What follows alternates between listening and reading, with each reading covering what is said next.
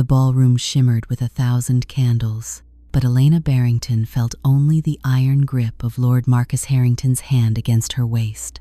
His fingers pressed just hard enough to remind her who controlled her now, though the smile he wore for the assembled guests suggested devotion. "Stand taller, my dear," he murmured against her ear, his breath thick with wine.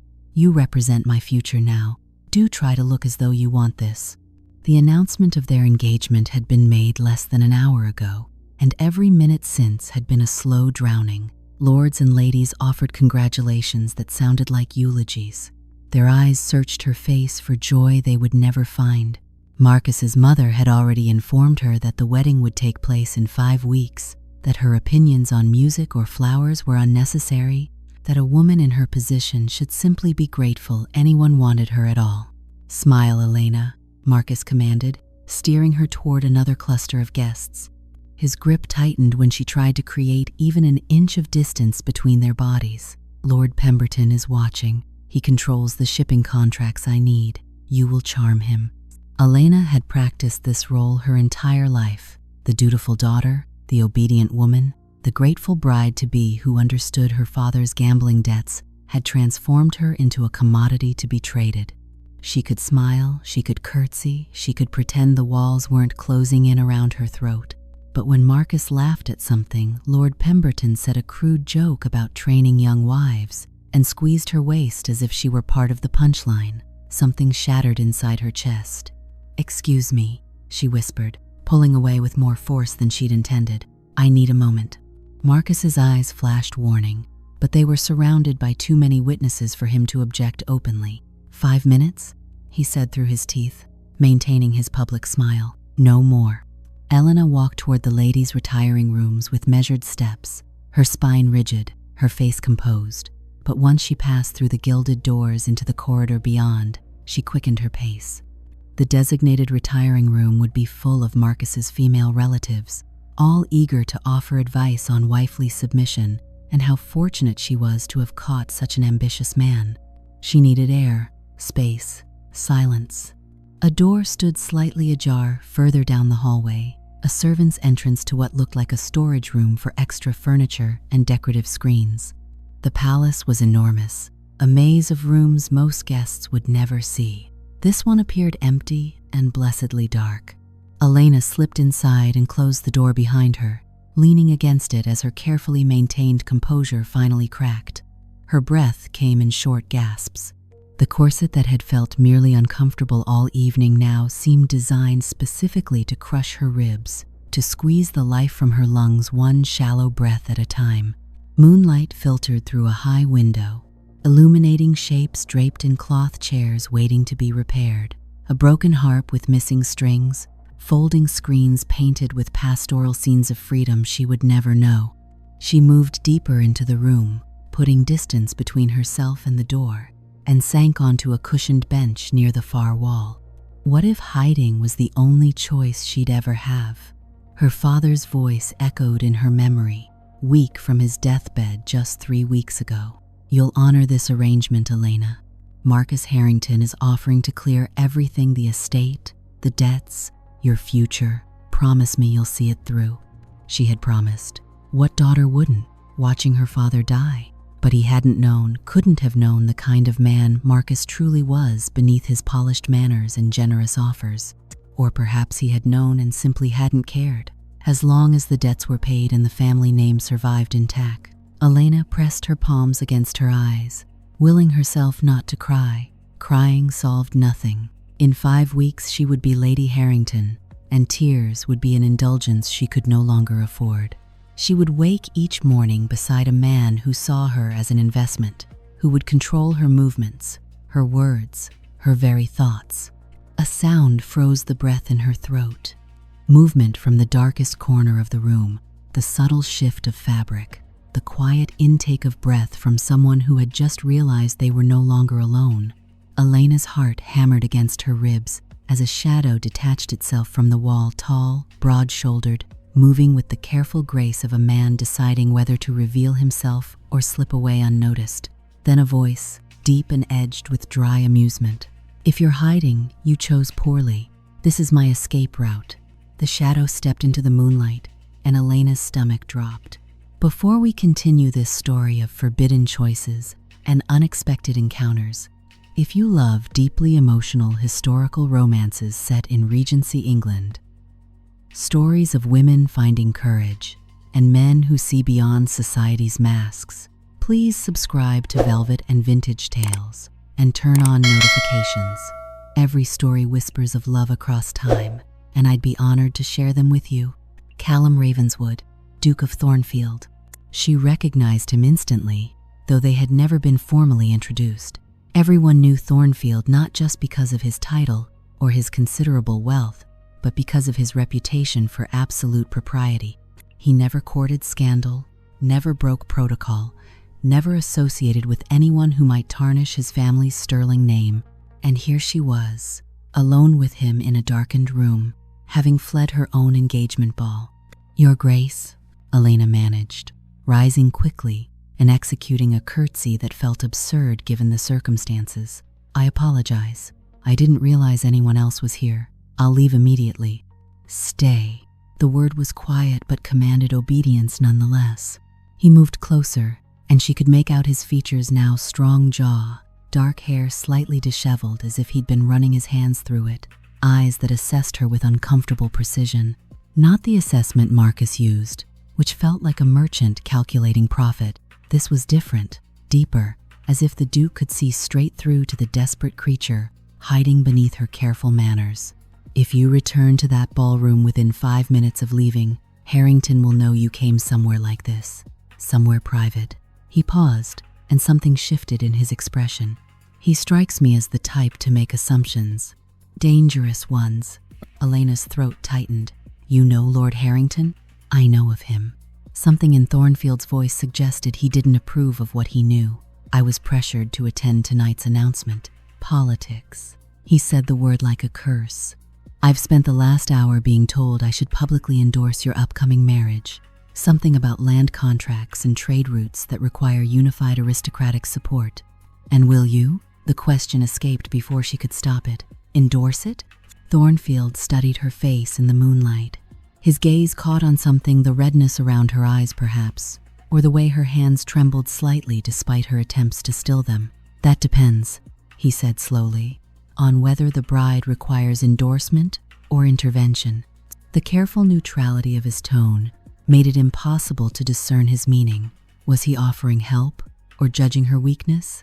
Elena had learned to expect the latter from men of his station. "I require nothing, Your Grace." She lifted her chin. "My situation is my own concern." "Is it?" He moved closer still, close enough that she could see the crease between his brows, the shadow of exhaustion beneath his eyes. "You're crying." "I'm not." But even as she said it, she felt the wetness on her cheeks and realized he was right. When had that happened? When had she lost control enough to let tears fall? Thornfield did something then that shocked her more than his presence in the room. He pulled a handkerchief from his pocket and offered it to her, not with pity, but with the matter-of-fact courtesy he might show an equal. "Your fiancé humiliated you in front of Pemberton," he said quietly. "I saw it happen before you left. If you'd stayed in that ballroom one more minute, you would have either slapped him or fainted. Neither would have served you well." Elena took the handkerchief with shaking fingers, the fine linen soft against her skin. His initials were embroidered in one corner, CR, in thread that matched his waistcoat. "You're very observant, Your Grace. I'm very bored by social performances." He leaned against the edge of a covered table, settling in as if they had all the time in the world. "Real emotion is more interesting. Tell me, how long have you been engaged to Harrington?" "The contracts were signed 3 weeks ago, upon my father's death." Her voice came out steadier than she felt. "Tonight was the public announcement." 3 weeks. Thornfield's expression darkened. "And you already look like a woman being led to execution." "That's hardly—" "I don't deal in flattery or fiction, Miss Barrington." He crossed his arms. "I've watched Harrington operate for years. He's a predator who uses social convention as a hunting ground. If you're trapped in a contract with him, you have my sympathy, but sympathy won't help you." The bluntness should have offended her. Instead, it felt like the first honest thing anyone had said to her in weeks. "What would help me, Your Grace?" The question came out sharper than intended. "Enlighten me, since you clearly have opinions. Breaking the contract would help you." Elena laughed a sound without humor. "On what grounds? My father signed everything legally. The debts are real. Marcus holds every advantage. Breaking the contract would leave me destitute and destroy what little remains of my family's name. So you'll martyr yourself instead. I'll honor my father's final wish." She met Thornfield's eyes directly, refusing to look away. "Not all of us have the luxury of choosing our fate, Your Grace. Some of us must simply endure it." Something shifted in his expression. Respect, perhaps, or recognition. "You're stronger than you look." "I have to be." They stood in silence for a moment, the distant sounds of the ball filtering through the walls like music from another world. Elena knew she should leave, should return to Marcus's side before he came looking for her. But this room felt like a pocket outside of time, a brief respite where she could breathe without someone's hands controlling her every movement. "May I ask you something?" Thornfield's voice had gentled slightly. "And you may refuse to answer." She nodded, not trusting her voice. "Do you want to marry him?" No one had asked her that, not once. They had informed her of the arrangement, praised her for accepting it, told her how fortunate she was to secure such a match given her father's disgrace.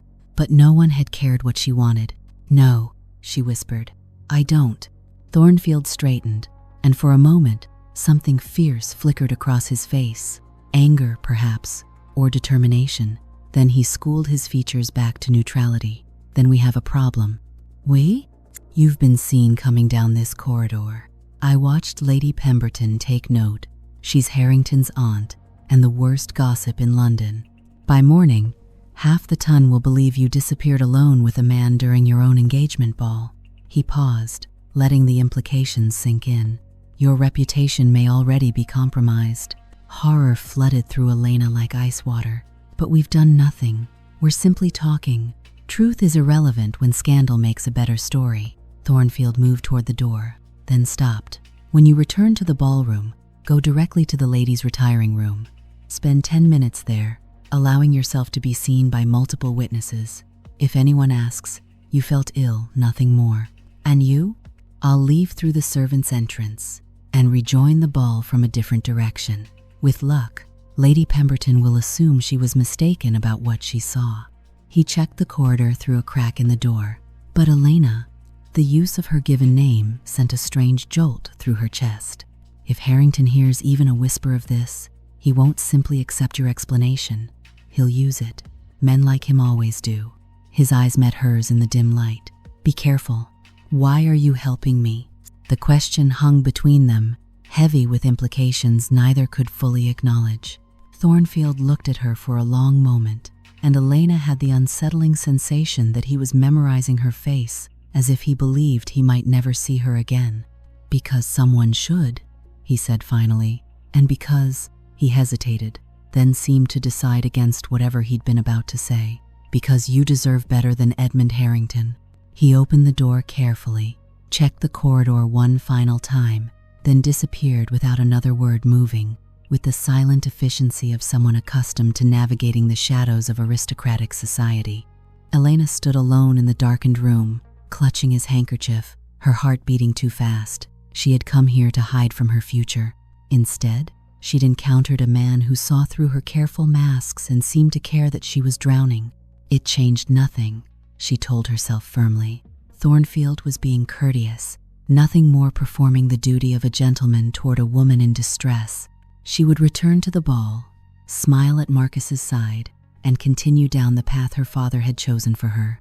But as she made her way back to the ballroom following Thornfield's instructions precisely, one thought circled through her mind like a prayer or a curse. What if hiding was no longer enough? The remaining hours of the ball passed in a blur of forced smiles and Marcus's increasingly possessive grip on her arm. He'd been drinking more, his words slurring slightly as he introduced her to business associates who looked at her, the way men appraised horses at auction, checking her teeth, her posture, her breeding potential. By the time the final guest departed, Elena's face ached from maintaining her expression of gracious contentment. "You disappeared for quite some time earlier," Marcus said as he escorted her to her carriage. His tone was light, conversational, but his fingers bit into her elbow hard enough to leave marks. "I trust you weren't doing anything foolish?" I felt unwell. I rested in the ladies' retiring room. The lie came easily now she'd been practicing deception for weeks. Marcus studied her face as if searching for cracks in her story. "See that it doesn't happen again. My wife will not be seen as weak or dramatic. You'll learn to manage your constitution better." "I'm not yet your wife, my lord." The words slipped out before she could stop them, that impulsive truth-telling that had always gotten her into trouble, that her mother had spent years trying to train out of her. Marcus's expression froze, and for a moment, she saw pure rage flicker across his features before he smoothed it away beneath his public mask. "No," he agreed softly. "Not yet, but you will be, Miss Barrington. Make no mistake about that. The contracts are ironclad. Your signature is already on them. You belong to me now in every way that matters." He handed her into the carriage with exaggerated courtesy, but the threat hung in the air between them, a promise of what her life would become once the wedding vows were spoken, and she had no more legal protection, no more family to intervene, no more escape routes. As the horses pulled away from the palace, Elena looked back through the carriage window and saw a lone figure standing in one of the high windows, tall, dark-haired, watching her departure with an intensity she could feel even at this distance. "Thornfield." She turned away quickly, but his handkerchief was still tucked in her sleeve, a small piece of evidence that someone in that glittering ballroom had seen her as more than property, more than an investment, more than a problem to be managed. Someone had seen her as a woman worth saving. The week that followed brought no relief, only a tightening noose. Marcus called on me daily at my family's small London townhouse, each visit a performance of courtship for the servants' benefit, while his private words cut like shattered glass. He brought gifts, expensive, impersonal things that showcased his wealth, rather than any knowledge of my preferences. A gaudy emerald necklace that weighed heavy as chains. A mare so high-spirited she'd be dangerous for any woman to ride. Books on household management and wifely duties, their leather bindings embossed with gold. "You'll need to study these," he said on the third day, dropping a stack of volumes on my parlor table with a thud that made me flinch. "My mother reports you're ignorant of proper household management. We'll correct that before the wedding."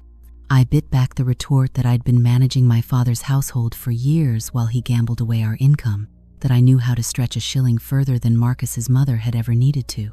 Arguing accomplished nothing except to amuse him. I'd learned that much already. But the worst moment came 4 days after the ball, when Marcus arrived with documents requiring my signature. "A formality," he assured me, spreading the papers across my writing desk with careful precision. "Simply confirming the terms your father agreed to. Your dowry lands transfer to me upon marriage. Any remaining debts become my responsibility.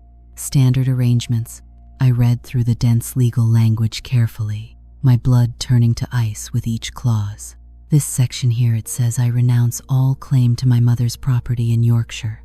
That cottage was left to me specifically in her will. It's not part of my father's estate." "A technicality." Marcus waved his hand dismissively. "Everything that was yours becomes mine at marriage anyway. This merely streamlines the process, saves on solicitor fees." "But my mother wanted me to have that cottage. She specified it in her will, separate from everything else. It was her refuge, her." Marcus's hand came down hard on the desk, making the inkwell jump. "Your mother is dead, Elena. Your father is dead. Their wants are irrelevant now. Sign the paper." "I'd like to have my solicitor review." "You don't have a solicitor." His voice dropped to a dangerous purr. "Your father's man works for me now. I bought his loyalty along with your family's debts." He leaned closer, and I could smell the brandy on his breath, though it was barely past noon. "Sign the paper, or I'll activate the penalty clause in our contract, the one that allows me to seize the Yorkshire property immediately as compensation for your breach of good faith." My hand shook as I signed my name, Elena Catherine Barrington, watching the ink dry and feeling another piece of my freedom disappear beneath Marcus's satisfied smile. He folded the document and tucked it into his coat pocket like a hunter pocketing a trophy. "There now," he said, his voice returning to false gentleness. That wasn't so difficult, was it? You'll learn, my dear. Marriage is about compromise. You simply need to understand which of us does the compromising. That night, alone in my room, I pulled out Thornfield's handkerchief and stared at the embroidered crest, a raven in flight, wings spread wide. I knew I should return it, should avoid any connection to a man who might represent danger to my already precarious position. Instead, I tucked it under my pillow and tried to remember what it felt like to be treated as if I mattered, as if my thoughts and feelings were worth consideration. The summons arrived the next morning. A royal messenger in full livery stood at my door, his face professionally blank as he handed me the heavy papers sealed with burgundy wax. I broke the seal with trembling fingers, my heart sinking as I read the formal language printed in elegant script. Miss Elena Catherine Barrington is hereby commanded to appear at Thornfield House within 2 days to discuss matters pertaining to her recent engagement and concerns raised by certain members of the aristocracy regarding questions of propriety and suitable character. The Duke of Thornfield requests your presence urgently and suggests you bring appropriate luggage for an extended stay of no less than 6 weeks.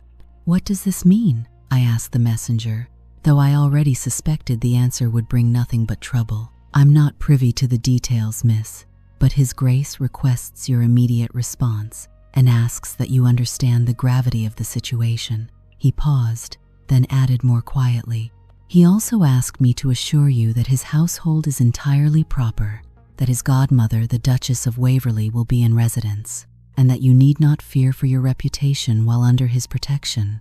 Protection. The word echoed strangely in my mind. Protection from what? From whom? Marcus arrived within the hour, summoned by my desperate note asking for guidance. He read the summons with narrowed eyes, his jaw clenching tighter with each line. Then he crushed the paper in his fist. That interfering bastard, he muttered, his careful veneer cracking to reveal the rage beneath. I should have known Thornfield would cause problems. He's always had delusions of moral superiority. What problems? What is this about? My voice came out higher than intended, panic rising in my throat. Marcus began pacing, his movements sharp and agitated. It seems someone started a rumor that you were seen entering a private room with Thornfield during our engagement ball. Lady Pemberton has been gossiping, spreading poison about improper conduct, and questioning whether our marriage should proceed. The floor seemed to tilt beneath my feet, but nothing happened. We only spoke for a few minutes. He was helping me. It doesn't matter what happened. Marcus's voice rose. Then he visibly controlled himself, smoothing his features back into calculated calm. What matters is perception. The aristocracy takes these things seriously, especially when old families like Thornfield's get involved. If there's even a whisper of impropriety, our marriage could be delayed. Or worse, certain parties might use it as grounds to block the land contracts I need. So what do we do? I hated the helplessness in my own voice, hated that my fate was being decided by gossip and social games I'd never wanted to play. Marcus stopped pacing and looked at me with an expression I didn't trust. Calculation mixed with something that might have been satisfaction. We use it. What? There's an old protocol, rarely invoked anymore, but still technically valid. When a betrothed woman's reputation is questioned, she can be placed under the guardianship of an unimpeachable moral authority for a period of character restoration. His smile widened, showing too many teeth. Thornfield is considered the most unimpeachable man in England, the very model of propriety and honor. My stomach dropped. You want me to go there? To his estate? Under his guardianship, yes. Along with his full household staff and his godmother, the Duchess of Waverley, a woman so proper she makes nuns look scandalous. Marcus moved closer, gripping my shoulders with bruising force. If you stay at Thornfield House for 6 weeks, returning to me with his personal endorsement of your virtue and character, no one will dare question our marriage. The contracts will proceed. Everything will be as it should be. 6 weeks. The number echoed in my mind like a prison sentence, or perhaps a reprieve. You're sending me to live in the house of a man I barely know? I'm sending you to restore your reputation under the supervision of England's most respected duke. His fingers dug deeper into my shoulders. But here's what you need to understand, Elena. There's a clause in the guardianship protocol, an old clause that most people have forgotten. If you violate any rule of proper conduct during those 6 weeks, if you give Thornfield any reason to question your character, the original marriage contract can be voided. The trap crystallized in my mind with horrible clarity, and you would get everything. As the injured party, I could claim your family's remaining assets as compensation. The townhouse, the Yorkshire cottage, even your mother's jewelry, everything you're trying so desperately to protect. He released my shoulders and stepped back, straightening his coat. So you see, my dear, this is actually quite perfect. You'll go to Thornfield House. You'll be the model of perfect behavior, obedient, proper, demure. You'll follow every rule, accept every restriction, and prove to that self-righteous Duke that you're worthy of becoming my wife. And if I refuse to go, then you breach our contract immediately, and I seize everything today instead of 6 weeks from now. His smile turned cold. At least this way, you have a chance to preserve something. Behave perfectly, return to me with Thornfield's blessing, and we'll be married as planned. But if you slip, if you show one moment of the rebellious spirit I see flickering in your eyes, you'll lose everything. Your name, your property, any hope of a respectable future. He picked up his hat and gloves, preparing to leave. I'll inform Thornfield you accept his guardianship. A carriage will collect you tomorrow morning. Do try to pack appropriately. 6 weeks is a long time to make a good impression. After Marcus left, I sat in my empty parlor and tried to breathe through the panic crushing my chest. I was being sent to live in the home of a man I'd met once. A man who had shown me unexpected kindness in a darkened room, then disappeared from my life. Now he would be my judge, my warden, the person who would decide whether I deserved to escape Marcus Harrington or whether I should be handed back to him like defective merchandise. I should feel terrified, trapped, helpless.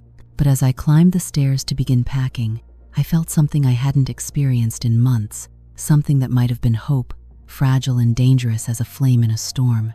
Because Callum Ravenswood had looked at me in that storage room and said, "You deserve better than Edmund Harrington." And now fate had placed me directly under his protection, giving me 6 weeks to discover if he'd meant it or if his words were just another performance in a world built entirely on lies.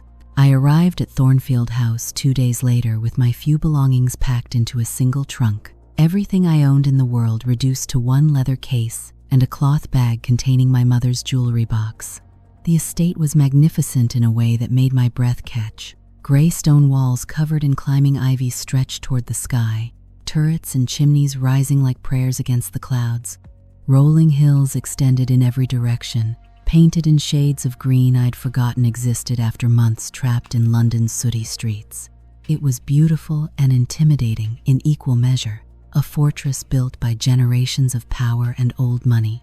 A stern-faced woman in severe black bombazine met me at the entrance. Her gray hair was pulled back so tightly it seemed to stretch her skin, and her eyes assessed me with the coldness of someone accustomed to finding people lacking. "Miss Barrington, I am Mrs. Winters, the housekeeper." Her tone suggested she'd already judged me and found the verdict disappointing. "His Grace is expecting you in the library. I'll have your things taken to your room." I followed her through hallways that seemed designed to remind visitors of their insignificance. Ancestral portraits lined the walls, generations of Ravenswood dukes and duchesses staring down with painted eyes that seemed to judge me for daring to walk their floors. The air smelled of beeswax and old books, of wealth so established it no longer needed to announce itself. Mrs. Winters stopped before massive oak doors carved with ravens in flight. "His Grace values punctuality and proper conduct above all else. You would do well to remember that during your stay." She knocked twice, then opened the door without waiting for a response. "Miss Barrington, Your Grace." The library was enormous, 2 stories of books reaching toward a ceiling painted with celestial scenes.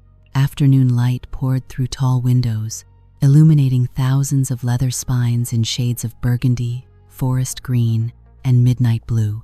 It was the kind of room that made you want to whisper, as if speaking aloud might shatter something precious. Duke Callum Ravenswood stood with his back to me, studying a book he'd pulled from a high shelf. He was taller than I remembered, his shoulders broader in the fitted dark coat he wore. When he turned, his expression was carefully neutral, nothing like the man who'd offered me his handkerchief in a darkened room. "Miss Barrington, thank you for coming." His tone was formal, distant, as if we'd never met before, never shared that moment of unexpected honesty. "Please, sit." He gestured to a chair near the fireplace, then took the seat opposite me, close enough for conversation, but far enough to maintain perfect propriety. Every movement was calculated, controlled. This was Duke Thornfield in his element, and I was an intruder in his carefully ordered world. "I imagine you're confused about why I've summoned you here," he began. Lord Harrington explained about the rumors, about Lady Pemberton's gossip. I kept my voice steady, despite the nervousness crawling up my spine. "He said this guardianship is necessary to restore my reputation." Something flickered across Thornfield's face, distaste, perhaps, or anger quickly suppressed. "That's one interpretation. Would you like to hear mine?" I nodded, not trusting myself to speak. "The night of your engagement ball, Lady Pemberton did indeed see you enter that storage room. She also saw me leave through a different door 15 minutes later." He leaned forward slightly, his eyes intense. "What she didn't see, because I made certain of it, was us together. But gossip doesn't require truth, Miss Barrington. It requires speculation and the appearance of scandal, so my reputation is ruined." The words came out flat, defeated. "Not yet, but it will be if we don't act." He stood and moved to the window, his profile sharp against the light. I could have ignored the rumors, let society tear you apart while I remained untouched. My reputation would survive, it always does, but yours wouldn't. And Harrington would use your destroyed reputation as justification to claim your remaining property while appearing the injured party. My throat tightened. "You're protecting me from Marcus. I'm protecting you from a predator who sees women as assets to be acquired and controlled."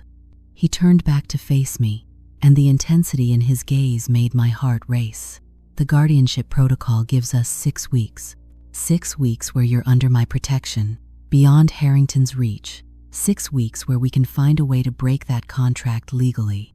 Hope flared in my chest, bright and painful. "You think that's possible?"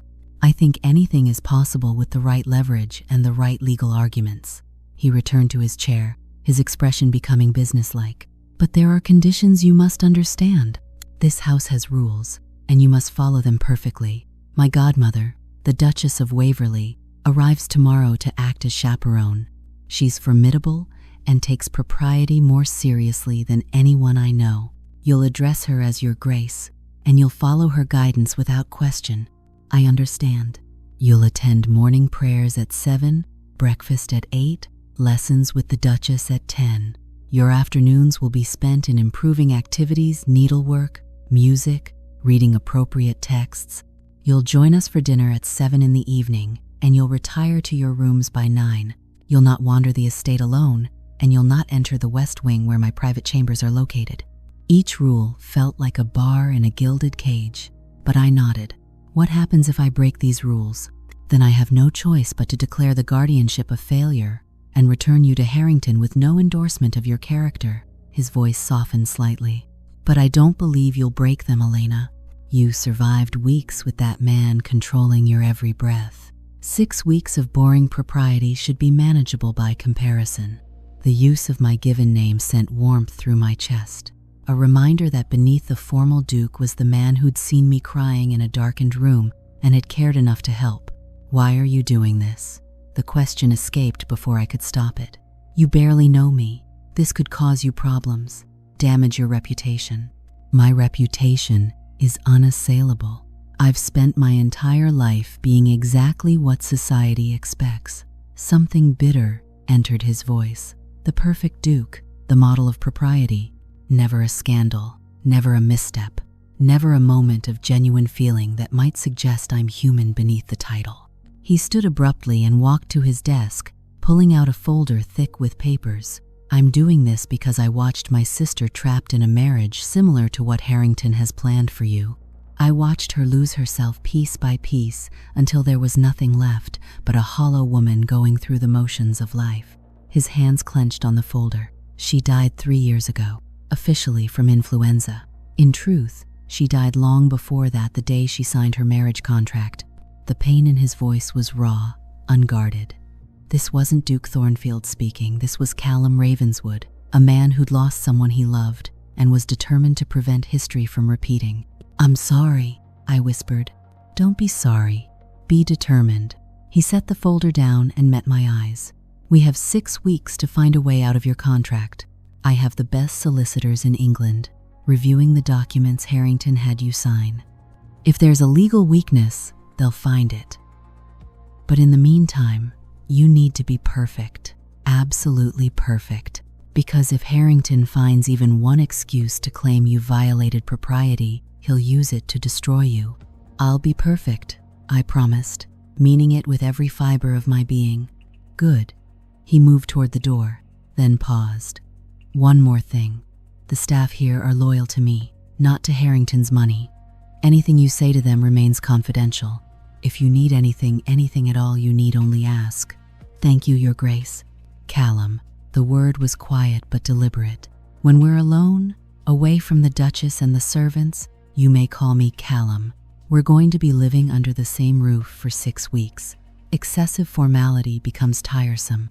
Before I could respond, Mrs. Winters appeared in the doorway. "Your Grace, the Duchess of Waverley's carriage has been spotted approaching. She's arrived a day early." Callum's expression shifted back to careful neutrality. "Of course she has. My godmother loves nothing more than catching people unprepared." He turned to me. "Welcome to Thornfield House, Miss Barrington. Your 6 weeks of judgment begin now." As Mrs. Winters led me through the corridors toward my assigned room, I caught a glimpse through a window of an imposing carriage pulling up to the entrance. A formidable woman with silver hair and ramrod posture descended, her sharp eyes already scanning the house as if searching for imperfection. 6 weeks, under the scrutiny of England's most proper Duke and his terrifying godmother. 6 weeks where one mistake could cost me everything. 6 weeks that might be my only chance at freedom. I unpacked my trunk in a bedroom far lovelier than anything I'd known. Silk curtains, a 4-poster bed with embroidered linens, a writing desk positioned to catch the afternoon light. Through the window, I could see the rolling hills stretching endlessly, and for the first time in months, I could breathe without feeling walls closing in. Thornfield's handkerchief was still tucked among my things. I pulled it out and studied the embroidered raven wings spread, taking flight. Perhaps 6 weeks of perfect behavior was a small price to pay for the chance to learn how to fly. The Duchess of Waverley was everything I'd feared and nothing I'd expected. She descended upon Thornfield House like a force of nature, silver hair perfectly coiffed, posture so rigid it made my spine ache in sympathy, eyes that missed absolutely nothing. Within an hour of her arrival, she'd inspected my room, criticized my posture, corrected my curtsy, and informed me that my entire wardrobe was unsuitable for a woman seeking to restore her reputation. "We'll have the modiste come tomorrow," she announced over dinner that first evening, her voice carrying the authority of someone accustomed to absolute obedience. Nothing too fashionable, mind you. Modesty and restraint are what we're aiming for. You must appear as a woman of unimpeachable virtue. I sat at the impossibly long dining table feeling like a child being scolded, while Callum watched from the head of the table with an expression I couldn't quite read. Was that amusement in his eyes? Sympathy? Or simply the detached interest of a duke observing an experiment? "Yes, Your Grace," I murmured, keeping my gaze lowered as I'd been instructed. The Duchess continued her assessment. "Your needlework skills will need improvement. Your musical abilities are barely adequate. Your knowledge of household management is surprisingly competent, though I suspect you learned by necessity rather than proper instruction." She took a delicate sip of wine. "We have much work ahead of us, Miss Barrington, but I've never failed to transform a rough stone into a polished gem, and I don't intend to start now." The first week passed in a blur of rigid routine. Morning prayers where I knelt on cold stone and prayed for strength. Breakfast where every movement was scrutinized, the proper way to hold a teacup, the correct angle of my spine, the appropriate topics of conversation, lessons with the Duchess that felt more like interrogations, testing everything from my knowledge of French to my understanding of biblical verses. I was measured, evaluated, corrected, and reshaped into what society demanded. But the afternoons, those belonged to a different kind of education. Callum's solicitors had indeed found something. A clause in the original contract my father had signed, buried in legal language so dense I'd never have spotted it. The contract required Marcus to maintain certain properties as part of the marriage settlement properties he'd already sold to fund other ventures. If we could prove he'd acted in bad faith, the entire contract might be voidable. "It's not guaranteed," Callum warned me during one of our carefully chaperoned meetings in the library, the Duchess knitting in the corner to maintain propriety. "Harrington will fight viciously. He'll claim the sales were legitimate business transactions. But it gives us leverage." "How much leverage?" I kept my voice steady despite the hope burning in my chest. "Enough to negotiate. Perhaps enough to force him to release you from the contract in exchange for our silence about his fraudulent dealings." He glanced at the Duchess, who nodded almost imperceptibly. "But you need to understand, if we pursue this path, there will be consequences. Society doesn't look kindly on women who break engagements, even with legal justification." "I don't care what society thinks." The words came out sharper than intended, years of suppressed frustration rising to the surface. "I care about being free from a man who sees me as property to be bought and sold." The Duchess's needles stopped clicking. She looked up at me with eyes that suddenly seemed less judgmental and more knowing. "Freedom always comes at a price, child. The question is whether you're willing to pay it." I met her gaze directly. "I spent months paying the price of my father's mistakes. I'll gladly pay the price of my own choices instead."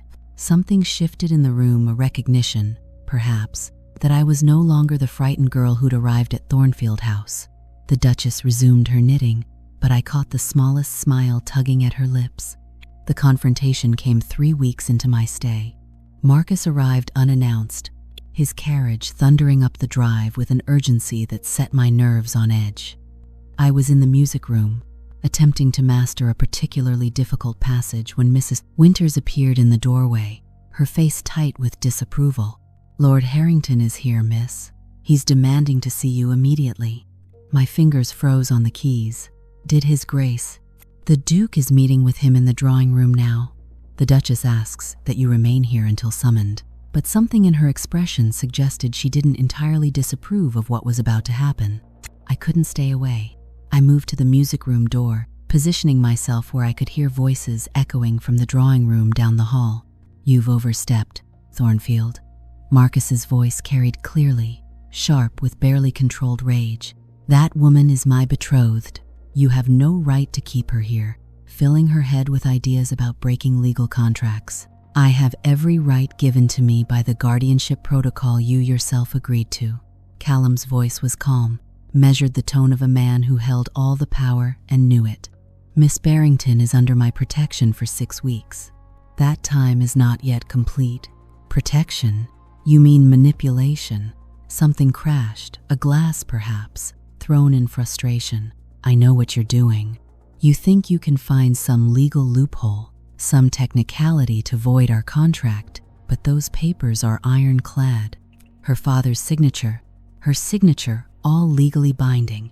Binding only if executed in good faith, which you failed to do when you sold properties that were supposed to be maintained as part of the marriage settlement. Silence, heavy and dangerous. "You have no proof of that," Marcus finally said, but his voice had lost its certainty. "I have ledgers, bank records, testimony from the buyers."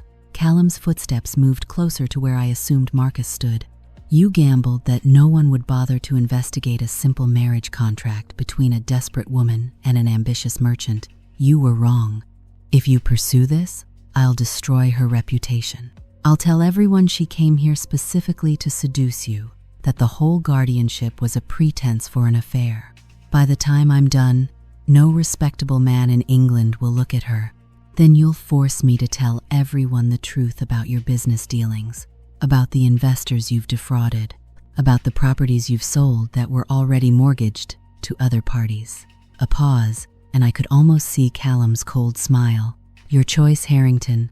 Release Miss Barrington from the contract quietly, with a simple mutual agreement to part ways, or have every scandal you've carefully hidden dragged into the light of day. You self-righteous bastard. You think you're saving her? Marcus's laugh was bitter. You're condemning her. A woman with a broken engagement and no fortune? She'll end up as someone's mistress or governess if she's lucky, dead in a workhouse if she's not. That's not your concern anymore. Do we have an agreement? The silence stretched so long I thought Marcus might refuse. Then, fine, I'll sign papers releasing her from the contract, but she gets nothing, no property, no settlement, nothing. She walks away with whatever she brought into this arrangement. Agreed. My solicitor will draw up the papers today. You'll sign them tomorrow in the presence of witnesses, and then you'll leave this estate and never contact Miss Barrington again. I heard footsteps, Marcus leaving, his boots heavy with rage and defeat. Then Callum's voice, quieter now, speaking to someone else in the room. It's done, godmother. You realize what you've just done? The Duchess's voice was thoughtful rather than critical. You've made an enemy of a dangerous man, and you've left that girl with nothing but her reputation, which is hardly solid given the circumstances. She has her freedom. That's worth more than all of Harrington's fraudulent wealth. Perhaps, but freedom doesn't put food on the table or a roof over one's head. I couldn't listen anymore. I returned to the piano bench, my hands shaking so badly I couldn't have played if my life depended on it. Callum had done it. He'd actually found a way to break the contract, to free me from Marcus's control. But at what cost? The Duchess was right. I would leave here with nothing. No property, no income, no prospects. The Yorkshire cottage was lost, sold to pay Marcus's silence. My mother's jewelry might buy me a few months, but then what? I had no skills beyond managing a household and no family to take me in. Freedom, it seemed, came with its own kind of cage. That evening, after dinner, Callum asked to speak with me privately in the library. The Duchess accompanied us but positioned herself at the far end of the room, granting us as much privacy as propriety allowed. You heard, he said. It wasn't a question. I did, and I don't know whether to thank you or curse you for it. I tried to smile but couldn't quite manage it. You've given me exactly what I asked, for freedom from Marcus, but I have no idea what to do with it. I might have a solution, if you're willing to consider it. He moved to his desk and pulled out a document, his movements careful, almost nervous. My godmother needs a companion, someone educated, capable of managing correspondence, organizing her social calendar, serving as her representative at charitable functions. The position comes with a salary, room and board, and most importantly, complete respectability. I stared at him. You're offering me employment? The Duchess is offering you employment. I merely suggested she might benefit from someone with your particular skills. He set the document on the table between us. It's not a grand position. You'd still be dependent on someone else's goodwill, but you'd be safe, financially secure, and free to make your own choices about your future. Why? The question came out as a whisper. Why would you do all of this for me? Callum was quiet for a long moment, his gaze steady on mine. Because the night of your engagement ball, I saw a woman drowning under the weight of other people's expectations. I saw someone with strength and intelligence being crushed by a system designed to break her spirit. He took a step closer. And because when I looked at you in that darkened room, I saw the woman my sister might have been if someone had offered her a different choice.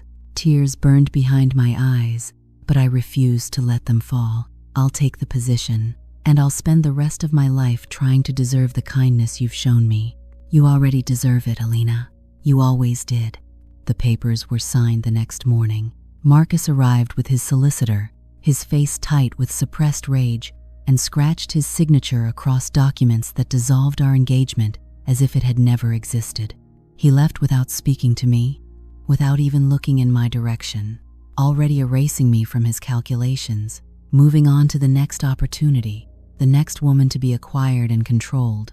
I watched his carriage disappear down the drive and felt the weight I'd been carrying for months finally lift from my shoulders. The Duchess offered me the position officially that afternoon, and I accepted with gratitude that went beyond words. I would stay at Thornfield House as her companion, learning the skills I'd need to navigate my new life. And perhaps, in time, I might even learn what it meant to live for myself rather than for the expectations of others. That evening, as the sun set over Thornfield's rolling hills, I found Callum in the library where we'd first spoken as Duke and Petitioner. Now we stood as something else, not quite friends, not quite equals, but two people who'd faced down the crushing weight of duty and carved out a small space for something real. "Thank you," I said simply, "for seeing me when everyone else looked through me, for believing I was worth saving." "You saved yourself, Elena. I merely provided the tools." He smiled a real smile, warm and unguarded, though I'll admit, watching you put Harrington in his place during those contract negotiations was immensely satisfying. "I learned from the best." I returned his smile, feeling lighter than I had in years. Though I suspect the Duke of Thornfield's reputation for perfect propriety may be slightly exaggerated. "Perfectly exaggerated, you mean?" His eyes held warmth I was only beginning to understand. 6 weeks ago, you hid in a dressing room to escape your future. Now you're standing here, free to write your own story. That's not bad progress. "No," I agreed, looking out at the estate that had become my sanctuary and would now be my home. "Not bad at all." And as the last light faded from the sky, I finally understood what Callum had given me. Not just freedom from Marcus Harrington, but something far more precious, the chance to discover who Elena Barrington could become when no one else was writing her story. The choice had always been mine. I'd simply needed someone to believe I was strong enough to make it.